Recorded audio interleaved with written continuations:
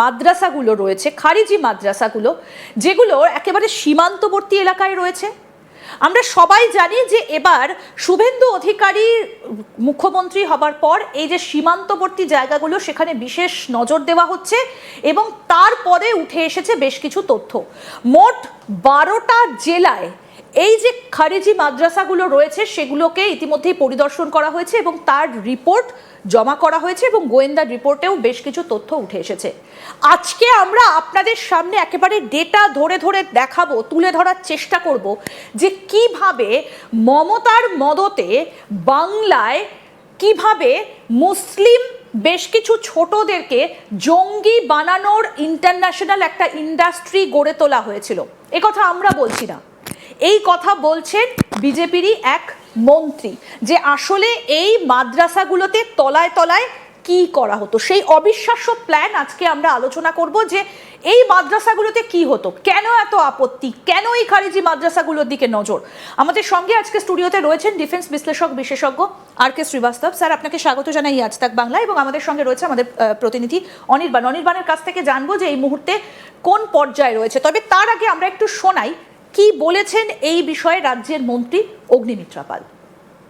যতটা ইম্পর্টেন্ট আমাদের কাছে যে কোনো বিদ্যালয় ততটাই ইম্পর্টেন্ট, এবং আমরা বিগত দিনে দেখেছি যে 5,700 বোধহয় 13 কোটি টাকা দেওয়া হয়েছে মাদ্রাসা এডুকেশনের জন্য।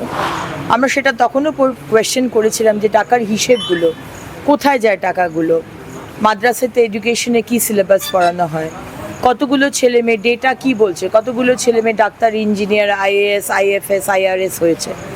এবং আমরা অনেক জায়গায় দেখেছি খারিজি মাদ্রাসা যেগুলো, সেখানে আজকে টেররিস্টদের আশ্রয় দেওয়া হয়েছে।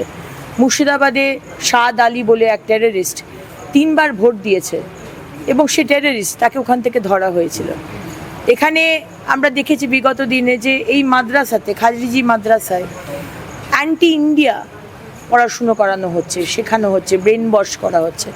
আমরা চাই না, আমরা চাই আমাদের ছেলেমেয়েরা যারা মুসলমান, যারা এই খারিজি মাদ্রাসায় যাচ্ছে, কি পড়াশুনো করছে, তারা আমরা তাদেরকে মেন স্ট্রিমে আনতে চাই।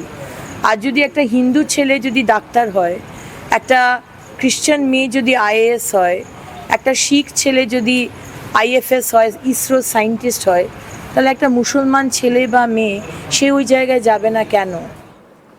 প্রশ্ন তুলে দিয়েছেন অগ্নিমিত্রা পাল। আমি স্যারের কাছে আসার আগে একটু অনির্বাণের কাছ থেকে জানতে চাই যে অনির্বাণ, শেষ কি রিপোর্ট? 12টা জেলা ইতিমধ্যেই পরিদর্শন হয়েছে, কি রিপোর্ট উঠে এসেছে? দেখো, এই মুহূর্তে দাঁড়িয়ে আমরা যেটা জানতে পারছি, 12টা জেলায় কিন্তু পরিদর্শন হয়েছে এবং 15 সদস্যের একটি কমিটি গঠন করা হয়েছিল ইতিমধ্যেই, আমরা যেটা খবর পেয়েছি নবান্নের মাধ্যমে। এবং সরকারের তরফ থেকে কিন্তু তৎপর ভূমিকা নেওয়া হচ্ছে। মূলত এই মুহূর্তে দাঁড়িয়ে তোমার মনে থাকবে যে সীমান্তবর্তী যে এলাকা রয়েছে, সেই সীমান্তবর্তী এলাকায় কোনোভাবেই কিন্তু কোনো রকম টলারেন্স রাখছে না শুভেন্দু অধিকারীর সরকার। অর্থাৎ সে জায়গায় আমরা জানি যে দিন কয়েক আগে যখন বাংলাদেশে ভোট হয়, তুমি দেখবে যে জামাত যারা যখন জিতেছিল, বাংলাদেশ এবং ভারতের যে সীমান্ত রয়েছে সেই সীমান্তে একাধিক সিট পেয়েছিল তারা। অর্থাৎ সে জায়গায় দাঁড়িয়ে এই ইন্ডাস্ট্রি কি অন্যভাবে চালনা করার চেষ্টা চলছে ভারতের মধ্যে, এই প্রশ্ন কিন্তু সরকার আমি এই জায়গাটা থেকেই স্যার আপনার কাছ থেকে জানতে চাই যে এটা কিভাবে চলতো। আমি একটু পয়েন্ট নাম্বার 1, আমি প্রথম ছবিটা একটু দেখাতে বলবো যে পশ্চিমবঙ্গের ঠিক কিভাবে এই জায়গাটায় দাঁড়িয়ে রয়েছে। স্যার, আপনি যদি একটু বলেন। দেখুন, আমি সবপ্রথমে আপনাকে বলবো, এই যে মাদ্রাসা সিস্টেম যেটা বলছেন, এটা দু রকমে আছে, আলিয়া অ্যান্ড কমি। আলিয়া মানে যার মধ্যে গভর্নমেন্ট অ্যাসিস্টেড, অ্যান্ড কমি কম মানে পাবলিক থেকে পয়সা নিয়ে ওটা যেটা চালানো যায় এটা বলা হয় কমি, রাইট? এটা কেন এসছে, কিভাবে এসছে, এটা আলাদা কথা। আমি সবপ্রথমে এই সরকারকে আমি ধন্যবাদ জানাই কি 350 বছর থেকে যে সিস্টেম আমাদের আনডিভাইডেড বেঙ্গলে ছিল, ওয়ারেন হেস্টিংস যেটা ইন্ট্রোডিউস করে গেছিল 1780-তে, ওর উপরে এই সরকার জুলাই মাসে এরকম কাজ করে দেখিয়ে দিয়েছে যেটা অতুলনীয়, যার মধ্যে মানে এত সেন্সিটিভ একটা পোলারাইজড জিনিস, যার মধ্যে কেউ হাত দিত না। আপনি নিজে বলছেন, এই মন্ত্রী তো বলছেন 5,000 কোটি থেকে বেশি, যার মধ্যে 600 থেকে বেশি মাদ্রাসা নেই, আলিয়া মানে গভর্নমেন্ট এডের জন্য ওই নেক্সট লাস্ট বাজেটে মমতা ব্যানার্জি আপনার 5,000 কোটি থেকে বেশি টাকা দিয়ে গেল, আর অন্যদিকে রিসার্চ করার জন্য আপনার লেস দেন 100 করোড়। তাহলে এই যে জুলাই মাসের যেটা আমি বলবো পশ্চিমবঙ্গ সরকারের যে ইনিশিয়েটিভ যেটা আছে অদ্ভুত। আর ওরা যে আপনাকে আমাদের যে কো প্যানেলিস্ট আছেন উনি তো বললেন আপনাকে ওরা 5টা পয়েন্টে দেখা করছে। নাম্বার 1, কিরকম ছাত্র আছে, ওরা এই কোত্থেকে যে আমরা নেওয়া আছে? দেখাচ্ছি মানে এই পয়েন্টগুলোই আমরা দেখাচ্ছি Yes. যে কিভাবে ইন্সপেকশন ড্রাইভটা চলছে এই জুলাই মাসে। জুলাই মাসে, আর এর মধ্যে ওদেরকে পয়েন্ট দেওয়া হয়েছে, এটা অদ্ভুত, অতুলনীয়। 350 বছর থেকে কেউ এর উপরে কথা বলেনি।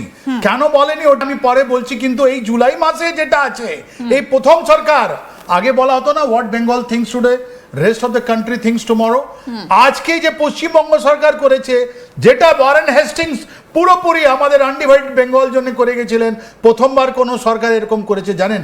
আর এই 12টা ডিস্ট্রিক্ট আপনি তো পুরো বাঁদিকের যেটা ছবি আছে ওর মধ্যে দেখিয়ে দিচ্ছেন, রাইট ফ্রম কুচবিহার থেকে আপনার দক্ষিণ 24 পরগনা পর্যন্ত, মিদনাপুর, ইস্ট অ্যান্ড ওয়েস্ট, এই পুরো 12টা ডিস্ট্রিক্ট। কেন? বিকজ এখানে যে আপনার কোন কোন জেলা আমি একটু বলি তাহলে সুবিধা হবে দর্শকদের বুঝতে। কোচবিহার, দক্ষিণ 24 পরগনা, উত্তর দিনাজপুর, মালদা, মুর্শিদাবাদ, বীরভূম, পশ্চিম মেদিনীপুর, পূর্ব মেদিনীপুর, নদিয়া, হুগলি, হাওড়া এবং উত্তর 24 পরগনা, Excellent. একদম সীমান্তবর্তী। সীমান্তবর্তী একাধিক সীমান্তবর্তী এলাকা রয়েছে। এবং সব থেকে বড় যে কথা এখন সবার আগে যেটা বলা হচ্ছে যে এই খারিজি মাদ্রাসা, সব থেকে বড় প্রশ্নটা কি যে এই খারিজি মাদ্রাসাতে কি চলে, যে এই মুহূর্তে দাঁড়িয়ে সরকার যে মাদ্রাসা চালায় যেখানে একেবারে হিস্ট্রি, বায়োলজি, ইংলিশ, হিন্দি সব কিছু পড়ানো হচ্ছে, তো খালি খারিজি মাদ্রাসা নিয়ে প্রশ্ন কেন?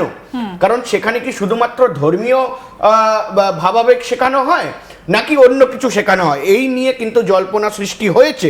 এবং তার পাশাপাশি এই খারিজি মাদ্রাসাগুলো চালানোর জন্য টাকার উৎস কোথা থেকে আসছে? আমি এই জায়গাটা একটু স্যার আপনার কাছে, মানে অনির্বাণ যে প্রশ্নটা তুলে দিল যে টাকার উৎসটা কোথায়। খুব সুন্দর প্রশ্ন করেছেন। একটু আমি ইতিহাসে যাব। আপনি দেখবেন 1757 জুন মাসে, এই জুন মাসে 1757 পলাশি ব্যাটেলের পর, যুদ্ধের পর ব্রিটিশগুলো এসছে, নিজের রাজত্ব করেছে। প্রথম যিনি গভর্নর জেনারেল ছিলেন উনি ছিলেন ওয়ারেন হেস্টিংস। উনি মুর্শিদাবাদ থেকে পুরো জুডিশিয়ারি যতগুলো রিফর্ম আছে কলকাতায় নিয়ে আসলো প্রথমবার। এখানকার যারা ও সময় 1780-তে যারা মুসলিম ছিলেন ওরা বললেন কেন যে যতগুলো কাজ অ্যাডমিনিস্ট্রেটিভ রিফর্ম, জুডিশিয়াল রিফর্ম হচ্ছিল, ওয়ারেন হেস্টিংস এই জন্য জানা গেছিলেন। উনি বললেন যে ডকুমেন্টগুলো যেটা আছে ওইটা পড়ার জন্য আমাদেরকে এক্সক্লুসিভ একটা স্কুল খুলতে হবে, মাদ্রাসা খুলতে হবে, যার মধ্যে অ্যারাবিক, বিকজ ওই সময় যতগুলো ডকুমেন্ট ছিল আপনার অ্যারাবিক আর কি নাম পার্সিয়ান এতে লেখা ছিল, ওটা আপনার ডিকোড হবে, ওটা বলা হবে। হি সেজ ওকে ফাইন। তার মানে এই যে মাদ্রাসা খোলা হলো ইন্ডিয়াতে প্রথম, ওটা ইনক্লুসিভ ছিল। তার মানে যারা এই মাদ্রাসাতে পড়বে ওরা গভর্নমেন্টের আপনার জুডিশিয়াল অ্যান্ড অ্যাডমিনিস্ট্রেশনে ওরা যোগদান দেবে, রাইট? এটা ইনক্লুসিভ ছিল।